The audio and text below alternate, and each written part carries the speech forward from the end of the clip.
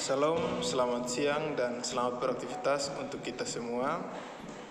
Perkenalkan, nama lengkap saya Yudhistira Yafet Lamunde, kelas L, NIM 01 2019 0441. Di video kali ini saya akan menjelaskan tentang hubungan sosiologi pendidikan dan pendidikan agama Kristen.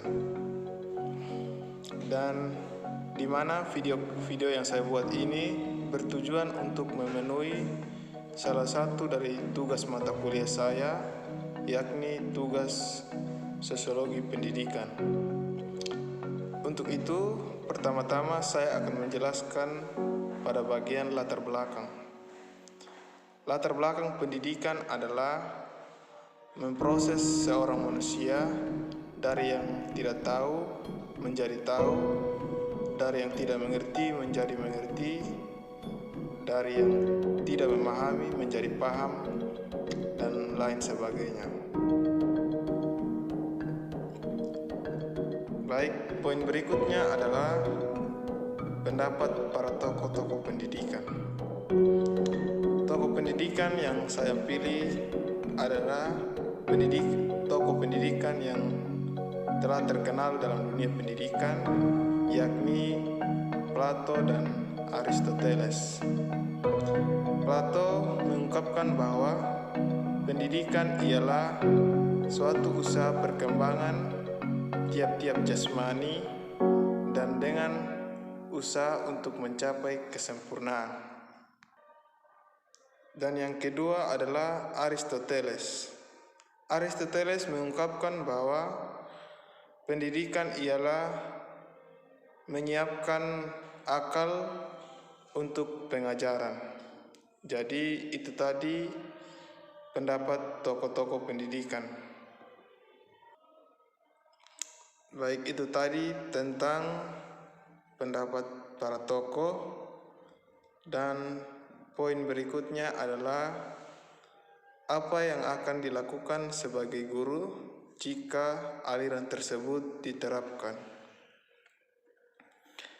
Jika aliran Plato, di sini saya mengambil contoh Plato sebagai seorang filsuf dengan alirannya yaitu seorang filsuf. Jika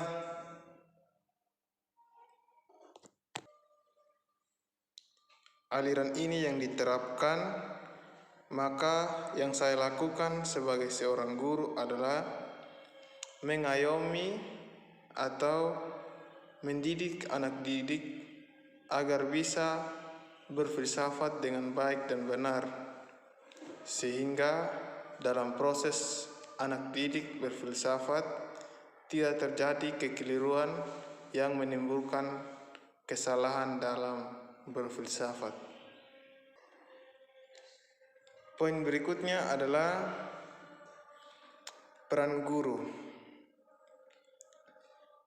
Peran guru jika aliran Plato yang diterapkan, maka kembali lagi seperti apa yang saya katakan bahwa sejatinya guru sangat berperan penting untuk mengarahkan anak didiknya agar bisa berfilsafat dengan baik dan benar. Baik, itu tadi peran seorang guru. Dan poin berikutnya adalah peran siswa. Jika aliran Plato yang diterapkan sebagai seorang filsuf, maka hal penting yang harus dilakukan sebagai seorang siswa adalah mengamati atau mencerna objek yang akan menjadi bahan objek filsafat, sehingga tidak terjadi kekeliruan yang bisa mengakibatkan kesalahpahaman dalam berfilsafat.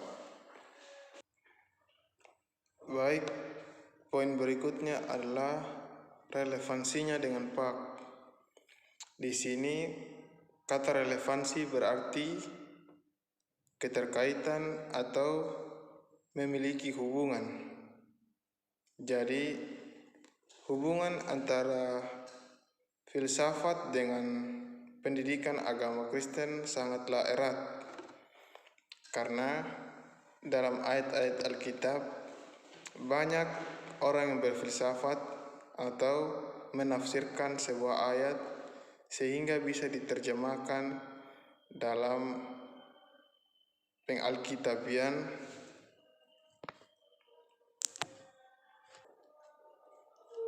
Di sini walaupun tafsiran sangat berperan penting dalam pengalkitabian atau menafsir Alkitab, namun menafsir juga tidak selamanya memiliki kebenaran, sehingga menafsir adalah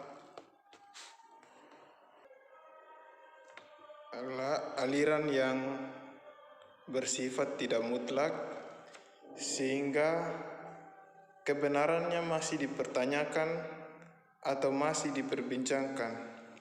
Sehingga di sini bisa kita lihat bahwa menafsir tidak bisa dilakukan dengan seorang diri. Perlu banyak orang dan bukti-bukti untuk menemukan kebenaran dalam berfilsafat. Sebelum itu, seperti apa yang saya katakan tadi, terdapat peran guru dalam mengarahkan anak didiknya.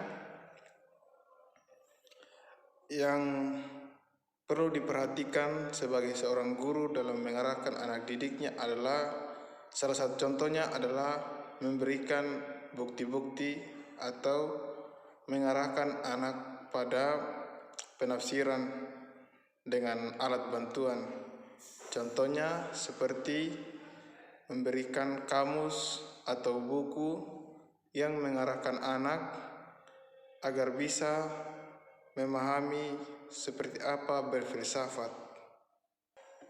Dan selanjutnya ada relevansi. Jika di poin yang tadi saya menjelaskan tentang relevansi pendidikan pak dengan filsuf, di sini saya akan menjelaskan tentang keterkaitan kerabat atau orang-orang yang perlu mendukung dalam anak didik untuk berfilsafat. Peran keluarga sangatlah penting dalam mendukung setiap anak didik untuk bisa berkembang dalam berfilsafat atau menafsir, sehingga bisa kita katakan bahwa peran orang-orang terdekat sangatlah penting untuk mendukung perkembangan anak didik. Karena selain orang-orang terdekat, keluarga merupakan hal yang paling penting untuk mendukung anak-anak dalam menempuh pendidikannya. Seperti contohnya memberikan dukungan, semangat, sehingga anak-anak bisa bersemangat dalam mencapai cita-citanya. Baik, mungkin itu saja yang bisa saya sampaikan. Bila ada kurang lebihnya, mohon dimengerti, dan terima kasih telah menonton video ini. Jika berguna bagi teman-teman sekalian, tolong di like, komen, dan subscribe. Terima kasih. Shalom. Tuhan Yesus memberkati. Shalom, selamat siang dan selamat beraktivitas untuk kita semua.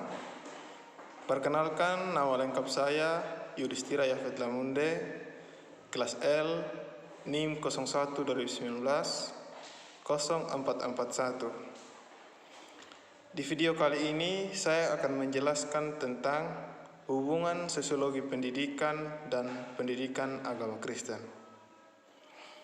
Dan di mana video yang saya buat ini bertujuan untuk memenuhi salah satu dari tugas mata kuliah saya, yakni tugas sosiologi pendidikan.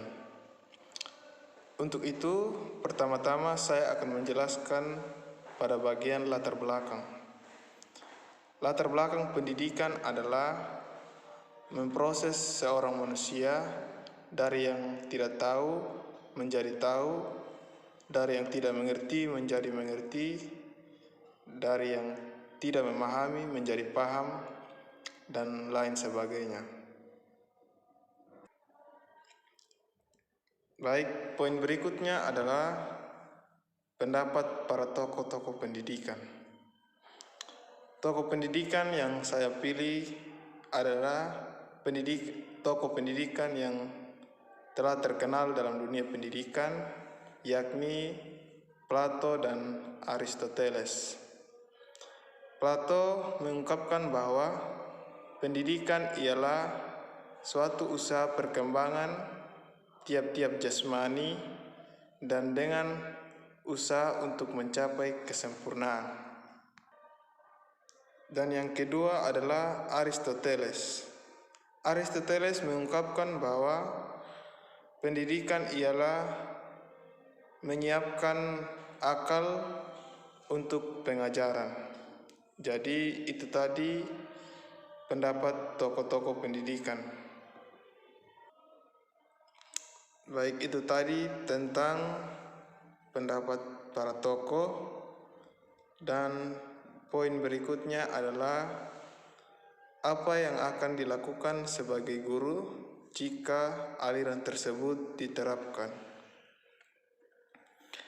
Jika aliran Plato, di sini saya mengambil contoh Plato sebagai seorang filsuf dengan alirannya yaitu seorang filsuf. Jika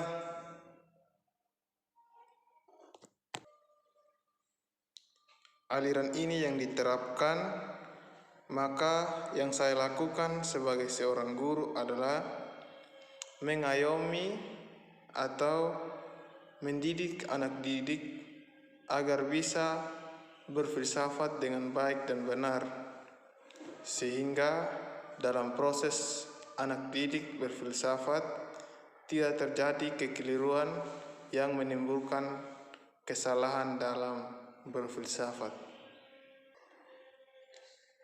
Poin berikutnya adalah peran guru.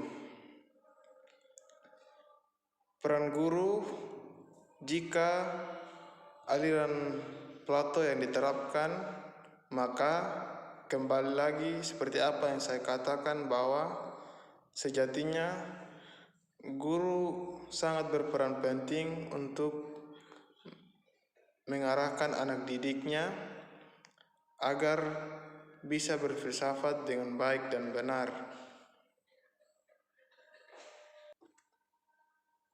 Baik, itu tadi peran seorang guru. Dan poin berikutnya adalah peran siswa. Jika aliran Plato yang diterapkan sebagai seorang filsuf, maka hal penting yang harus dilakukan sebagai seorang siswa adalah mengamati atau mencerna objek yang akan menjadi bahan objek filsafat, sehingga tidak terjadi kekeliruan yang bisa mengakibatkan kesalahpahaman dalam berfilsafat. Baik, poin berikutnya adalah relevansinya dengan PAK. Di sini kata relevansi berarti keterkaitan atau memiliki hubungan.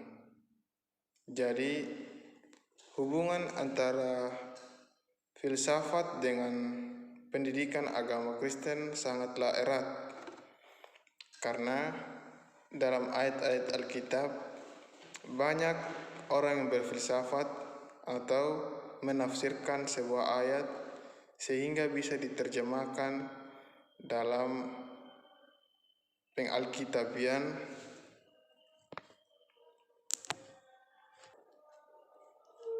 Di sini walaupun tafsiran sangat berperan penting dalam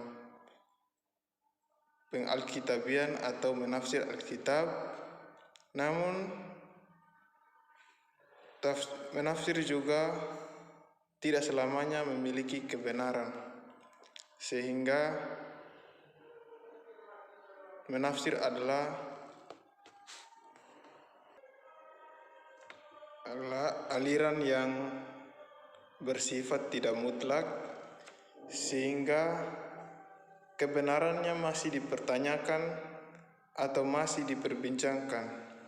Sehingga di sini bisa kita lihat bahwa menafsir tidak bisa dilakukan dengan seorang diri. Perlu banyak orang dan bukti-bukti untuk menemukan kebenaran dalam berfilsafat. Sebelum itu, seperti apa yang saya katakan tadi, terdapat peran guru dalam mengarahkan anak didiknya. Yang perlu diperhatikan sebagai seorang guru dalam mengarahkan anak didiknya adalah, salah satu contohnya adalah memberikan bukti-bukti atau mengarahkan anak pada penafsiran dengan alat bantuan. Contohnya seperti memberikan kamus atau buku yang mengarahkan anak agar bisa memahami seperti apa berfilsafat. Dan selanjutnya ada relevansi. Jika di poin yang tadi saya menjelaskan tentang relevansi pendidikan pak dengan filsuf, di sini saya akan menjelaskan tentang keterkaitan kerabat atau orang-orang yang perlu mendukung dalam anak didik untuk berfilsafat. Peran keluarga sangatlah penting dalam mendukung setiap anak didik untuk bisa berkembang dalam berfilsafat atau menafsir, sehingga bisa kita katakan bahwa peran orang-orang terdekat sangatlah penting untuk mendukung perkembangan anak didik. Karena selain orang-orang terdekat, keluarga merupakan hal yang paling penting untuk mendukung anak-anak dalam menempuh pendidikannya.